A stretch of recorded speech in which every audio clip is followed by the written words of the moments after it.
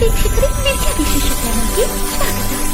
ನಾಗರ ಪಂಚಮಿ ಹಬ್ಬವು ನಾಡಿಗೆ ದೊಡ್ಡದು ಎನ್ನುವಂತಹ ಮಾತಿದೆ. ನಾಗರ ಪಂಚಮಿ ನಾಡಿಗೆ ದೊಡ್ಡದಷ್ಟೇ ಅಲ್ಲದೆ ಹಬ್ಬಗಳಿಗೆ ಹೆಬ್ಬಾಗಿಲೆಂದರೂ ತಪ್ಪೇನಿಲ್ಲ. ಶ್ರಾವಣ ಮಾಸದ ಶುಕ್ಲ ಪಕ್ಷದಲ್ಲಿ ಪ್ರಾರಂಭವಾಗುವ ಮೊದಲ ಹಬ್ಬವೇ ನಾಗರ ಪಂಚಮಿಯಾಗಿರುತ್ತದೆ. ಇದು ಮುಂಬರುವ ಎಲ್ಲಾ ಹಬ್ಬಗಳಿಗೂ ಕೂಡ ಮುನ್ನಡೆಯಾಗಿರುತ್ತದೆ. ಹಾಗಾಗಿ ಪ್ರತಿಯೊಬ್ಬರೂ ನಾಗರ ಪಂಚಮಿ ಹಬ್ಬವನ್ನು ಆಚರಿಸಲೇಬೇಕು. ನಾಗದೇವರ ಆರಾಧನೆ ಮಾಡಿದ್ದೀಯಾದಲ್ಲಿ ನಿಮ್ಮ ಜಾತಕದಲ್ಲಿರುವಂತಹ ಎಷ್ಟೋ ದೋಷಗಳು ಪರಿಹಾರವಾಗುತ್ತವೆ. ರಾಹು ಕೇತು ದೋಷ, ಪಿತೃದೋಷ, ಜನ್ಮಾಂತರಗಳಿಂದ ಬಂದಂತಹ ಸರ್ಪ ದೋಷಗಳು ಕೂಡ ನಿವಾರಣೆಯಾಗುತ್ತದೆ. ಅಲ್ಲದೆ ಈ ಶ್ರಾವಣ ಮಾಸವೇ ನಾಗನ ಆರಾಧನೆಗೆ ವಿಶೇಷವಾಗಿರುತ್ತದೆ. ನಾಗ ದೋಷದಿಂದ ವಿವಾಹ ವಿಳಂಬವಾಗಿರಬಹುದು, ಸಂತಾನ ಇಲ್ಲದಿರುವುದಾಗಿರಬಹುದು, ಅತಿಯಾದ ಸಿಟ್ಟು, ವಿದ್ಯಾಭಂಗ, ನಿರುದ್ಯೋಗ, ಮಕ್ಕಳಲ್ಲಿ ಕಿರಿಕಿರಿ, ಹೀಗೆ ನಾನಾ ಸಮಸ್ಯೆಗಳನ್ನು ಅನುಭವಿಸುತ್ತಿದ್ದರೆ ಈ ಒಂದು ಮಾಸದಲ್ಲಿ ನೀವು ನಾಗರ ಪಂಚಮಿಯನ್ನು ಶ್ರದ್ಧೆ, ಭಕ್ತಿ ಹಾಗೂ ಮಡಿಯಿಂದ ಆಚರಣೆ ಮಾಡಿದ್ದೀಯಾದರೆ ಈ ಎಲ್ಲ ದೋಷಗಳಿಂದ ನೀವು ಮುಕ್ತರಾಗುತ್ತೀರಿ. ನಾಗನ ಕೃಪೆಗೆ, ನಾಗದೇವರ ಕೃಪೆಗೆ ಪಾತ್ರರಾಗಿ ನಿಮ್ಮ ಸಕಲ ಇಷ್ಟಾರ್ಥಗಳು ಸಿದ್ಧಿಯಾಗುತ್ತವೆ. ಹಾಗಾದರೆ 2025ರಲ್ಲಿ ನಾಗರ ಪಂಚಮಿಯ ದಿನ ಯಾವಾಗಿದೆ ಎಂದು ನೋಡುವುದಾದರೆ, ಶ್ರಾವಣ ಮಾಸದ ಶುಕ್ಲ ಪಕ್ಷದ 5ನೆಯ ದಿನದಂದು, ಅಂದರೆ ಪಂಚಮಿಯ ದಿನದಂದು ನಾಗ ಪಂಚಮಿಯನ್ನು ಆಚರಿಸಲಾಗುತ್ತದೆ. ಈ ವರ್ಷ ಅಂದರೆ 2025 ಜುಲೈ 29ರಂದು ಮಂಗಳವಾರದ ದಿನ ನಾಗರ ಪಂಚಮಿಯನ್ನು ಆಚರಿಸಲಾಗುತ್ತದೆ. ಇನ್ನು ನಾಗರ ಪಂಚಮಿಯ ದಿನ ಜುಲೈ 29ನೇ ತಾರೀಕಿನಂದು ಸೂರ್ಯೋದಯವು 6 ಗಂಟೆ 5 ನಿಮಿಷಕ್ಕಿದ್ದರೆ ಸೂರ್ಯಾಸ್ತವು 6 ಗಂಟೆ 48 ನಿಮಿಷಕ್ಕೆ ಇರುವುದು. ಇನ್ನು ಪಂಚಮಿಯ ತಿಥಿಯು ಜುಲೈ 28 ರಾತ್ರಿಯಿಂದಲೇ ಪ್ರಾರಂಭವಾಗುತ್ತದೆ. 11:24 ಗಂಟೆಯಿಂದ ಪ್ರಾರಂಭವಾಗಿ ಜುಲೈ 30 ರಾತ್ರಿ 12 ಗಂಟೆ 47 ನಿಮಿಷಕ್ಕೆ ಮುಕ್ತಾಯಗೊಳ್ಳುತ್ತದೆ.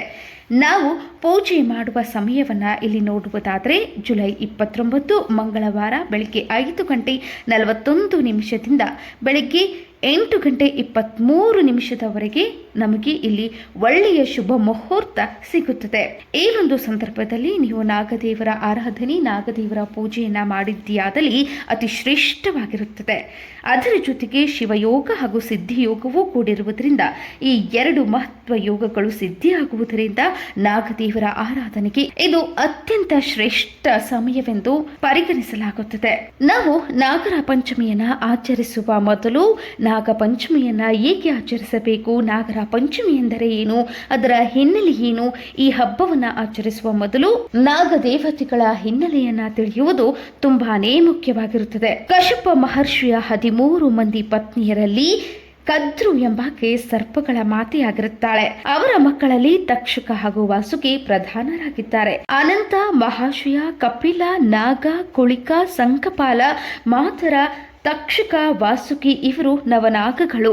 ಈ ನವನಾಗ ದೇವರನ್ನ ನೀವು ನಾಗರ ಪಂಚಮಿಯ ದಿನ ಪೂಜೆ ಮಾಡಿದ್ದೀಯಾದಲ್ಲಿ ನಿಮಗೆ ಸಕಲ ಸರ್ಪ ದೋಷಗಳು ಕೂಡ ನಿವಾರಣೆಯಾಗುತ್ತವೆ. ಜನ್ಮಾಂತರದಿಂದ ಸರ್ಪ ದೋಷದಿಂದ ನೀವು ಬಳಲುತ್ತಿದ್ದರೂ ಕೂಡ ಅದು ಕೂಡ ನಿವಾರಣೆಯಾಗುವುದು. ಅಪಮೃತ್ಯುವಿನಿಂದ ಪಾರಾಗುವಿರಿ, ಪಿತೃ ದೋಷದಿಂದ ಪಾರಾಗುತ್ತೀರಿ. ಧರ್ಮ ಗ್ರಂಥಗಳಲ್ಲಿ ಉಲ್ಲೇಖಿಸಿರುವ ಪ್ರಕಾರ ನಾಗರ ಪಂಚಮಿಯ ಪೌರಾಣಿಕ ಹಿನ್ನೆಲೆಯನ್ನ ನಾವು ನೋಡುವುದಾದರೆ, ಜನಮೇಜಯ ಎಂಬ ರಾಜನ ತಂದೆ ಪರೀಕ್ಷಿತ, ಆತನಿಗೆ ತಕ್ಷಕ ಎಂಬ ಸರ್ಪಗಳ ರಾಜ ಕಡಿದು ಕೊಂದು ಬಿಡುತ್ತಾನೆ. ತನ್ನ ತಂದೆಯನ್ನ ಕೊಂದಂತಹ ಆ ಒಂದು ಸರ್ಪದ ಮೇಲಿನ ಸಿಟ್ಟಿನಿಂದಾಗಿ ಜನಮೇಜಯನು ಇಡೀ ಸರ್ಪಕುಲವನ್ನೇ ನಾಶ ಮಾಡಲು ಮುಂದಾಗುತ್ತಾನೆ. ಆಗ ಜನಮೇಜಯ ರಾಜನು ಯಾಗವೊಂದನ್ನು ಸಿದ್ಧಪಡಿಸಿಕೊಳ್ತಾನೆ. ಆ ಯಾಗದ ಅಗ್ನಿಯೊಳಗೆ ಸರ್ಪಗಳು ಬೀಳಲು ಪ್ರಾರಂಭಗೊಳ್ಳುತ್ತವೆ. ಆದರೆ ತಕ್ಷಕ ಮಾತ್ರ ಬಂದು ಬೀಳುವುದಿಲ್ಲ. ಆತ ಎಲ್ಲಿದ್ದಾನೆ ಎಂದು ದಿವ್ಯ ದೃಷ್ಟಿಯ ಮೂಲಕ ಜನಮೇಜಯನು ನೋಡಿದಾಗ ಇಂದ್ರಲೋಕದಲ್ಲಿ ಇರುವುದು ಆತನಿಗೆ ಗೊತ್ತಾಗುತ್ತದೆ. ಅಲ್ಲಿದ್ದರೂ ತಕ್ಷಕ ಸರ್ಪವನ್ನ ಬಿಡುವುದಿಲ್ಲ ಎಂದು ನಿರ್ಧರಿಸಿ ಮಂತ್ರವನ್ನು ಉಚ್ಚರಿಸಲು ಆರಂಭಿಸುತ್ತಾನೆ. ಮಂತ್ರವನ್ನ ಪಠಿಸುತ್ತಿದ್ದಂತೆಯೇ ತಕ್ಷಕ ಹೋಗಿ ಇಂದ್ರನ ಸಿಂಹಾಸನಕ್ಕೆ ಸುತ್ತಿ ಹಾಕಿಕೊಂಡು ಬಿಡುತ್ತಾನೆ. ಇತ್ತ ಜನಮೇಜಯ ಕೈಗೊಂಡಿರುವ ಯಾಗದಲ್ಲಿ ಇಂದ್ರನ ಸಹಿತವಾಗಿ ಯಾಗ ಅಗ್ನಿಗೆ ಬಂದು ಬೀಳುವಂತೆ ಮಂತ್ರ ಆರಂಭಿಸಲಾಗುತ್ತದೆ. ಆಗ ಹೆದರಿದ ಇಂದ್ರನು ಮಾನಸ ದೇವಿಯ ಬಳಿ ಹೋಗುತ್ತಾನೆ. ಆಗ ಆಕೆ ಇಂದ್ರನನ್ನ ತೊಂದರೆಯಿಂದ ಕಾಪಾಡು ಎಂದು ತನ್ನ ಮಗನಾದಂತಹ ಪ್ರಧಾನ ಮಗನಾದಂತಹ ಆಸ್ತಿಕನನ್ನ ಕಳುಹಿಸುತ್ತಾಳೆ. ಆಸ್ತಿಕನು ಜನಮೇಜಯನ ಯಾಗಸ್ಥಳಕ್ಕೆ ಬರುತ್ತಾನೆ. ಆ ಸಂದರ್ಭದಲ್ಲಿ ಏನು ಕೋರಿದರೂ ನೀಡುವುದಾಗಿ ಜನಮೇಜಯ ಮಾತು ಕೊಡುತ್ತಾನೆ. ಆಗ ಆಸ್ತಿಕನು ಯಾಗವನ್ನ ನಿಲ್ಲಿಸು ಎಂದು ಕೇಳುತ್ತಾನೆ. ಅವನ ಮಾತಿನಂತೆ ಜನಮೇಜಯ ಅಲ್ಲಿಗೆ ಯಾಗವನ್ನ ನಿಲ್ಲಿಸುತ್ತಾನೆ. ನಾಗ ಸಂಕುಲ ಉಳಿಯುತ್ತದೆ. ಆ ದಿನದ ಸ್ಮರಣೆಗಾಗಿಯೇ ನಾಗರ ಪಂಚಮಿಯನ್ನ ಆಚರಿಸಲಾಗುತ್ತದೆ. ಆದ್ದರಿಂದ ಅಲ್ಲಿಂದ ಈಚೆಗೆ ಉಳಿದಂತಹ ಸರ್ಪಗಳ ತಕ್ಷಕ ಹಾಗೂ ಆಸ್ತಿಕನ ಸಂಕುಲಕ್ಕೆ ಪೂಜೆಯನ್ನ ಮಾಡಿಕೊಂಡು ಬರಲಾಗುತ್ತಿದೆ. ಮತ್ತೊಂದು ಪೌರಾಣಿಕ ಹಿನ್ನೆಲೆಯ ಪ್ರಕಾರ, ಮತ್ತೊಂದು ಐತಿಹಾಸಿಕ ಹಿನ್ನೆಲೆಯ ಪ್ರಕಾರ ವೈಕುಂಠ ಲೋಕದ ಶೇಷಶಯನಾದಂತಹ ಮಹಾವಿಷ್ಣುವು ಆದಿಶೇಷನ ಭಕ್ತಿಗೆ ಸೇವೆಗೆ ಮೆಚ್ಚಿ, ನಿನ್ನ ಈ ಒಂದು ಭಕ್ತಿಗೆ ನಾನು ಸೋತಿದ್ದೇನೆ, ಪ್ರಸನ್ನನಾಗಿದ್ದೇನೆ, ನಿನಗೆ ಏನು ಬರಬೇಕು ಕೇಳು ಎಂದಾಗ ಆದಿಶೇಷನು, ಸ್ವಾಮಿ, ಭೂಮಿಯಲ್ಲಿ ನನಗೂ ಕೂಡ ನಮ್ಮ ಸಂಕುಲಕ್ಕೂ ಕೂಡ ಪೂಜೆಯಾಗುವಂತೆ ವರ ನೀಡೆಂದು ಕೇಳುತ್ತಾನೆ. ಆಗ ಮಹಾವಿಷ್ಣುವು ಅವರ ಭಕ್ತಿಗೆ ಮೆಚ್ಚಿ ವರ ನೀಡುತ್ತಾನೆ. ಭೂಮಿಯಲ್ಲಿ ಪ್ರತಿ ಶ್ರಾವಣ ಮಾಸದ ಶುದ್ಧ ಪಂಚಮಿಯಂದು ಮಾನವ ಸಂಕುಲ ನಿನ್ನ ಪೂಜೆಯನ್ನ ಮಾಡುವುದು, ನಿನ್ನ ಆರಾಧನೆಯನ್ನ ಮಾಡುವುದು. ನಿನಗೆ ಮಾಡಿದ ಪೂಜೆಯಿಂದ ನಾನು ಕೂಡ ಪ್ರಸನ್ನನಾಗುವೆ ಎಂದು ವರ ನೀಡುತ್ತಾನೆ. ಹಾಗಾಗಿ ಶುದ್ಧ ಪಂಚಮಿಯ ದಿನದಂದು, ಶ್ರಾವಣ ಮಾಸದ ಪಂಚಮಿಯ ದಿನದಂದು ನಾವು ನಾಗರ ಪಂಚಮಿಯನ್ನ ಆಚರಿಸುತ್ತೇವೆ. ಅಲ್ಲದೆ ನಾಗರ ಪಂಚಮಿಯಂದು ಯಾರು ಬ್ರಹ್ಮಚಾರಿ ಭೋಜನವನ್ನು ಮಾಡಿ ವಸ್ತ್ರ ದಾನವನ್ನು ಮಾಡುತ್ತಾರೋ ಅವರಿಗೆ ಸಾಕ್ಷಾತ್ ಸರ್ಪ ದೇವರ ಆಶೀರ್ವಾದವಾಗುವುದು. ಹೌದು, ನಾಗರ ಪಂಚಮಿಯಂದು ಬ್ರಹ್ಮಚಾರಿ ಭೋಜನಕ್ಕೆ ವಿಶೇಷ ಪ್ರಾಮುಖ್ಯತೆ ಇದೆ. ಆ ದಿನದಂದು ಬ್ರಹ್ಮಚಾರಿಗಳಿಗೆ, ಅಂದರೆ ಸಣ್ಣ ವಯಸ್ಸಿನ ಅವಿವಾಹಿತ ಬ್ರಾಹ್ಮಣ ಬಾಲಕರಿಗೆ, ಮಕ್ಕಳಿಗೆ ಭೋಜನ ಉಣಬಡಿಸಬೇಕು, ಊಟವನ್ನು ಹಾಕಬೇಕು. ಆನಂತರ ಜನಿವಾರ, ಗೋಪಿಚಂದನ, ವಸ್ತ್ರ, ದಕ್ಷಿಣೆಗಳನ್ನು ದಾನ ನೀಡಬೇಕು.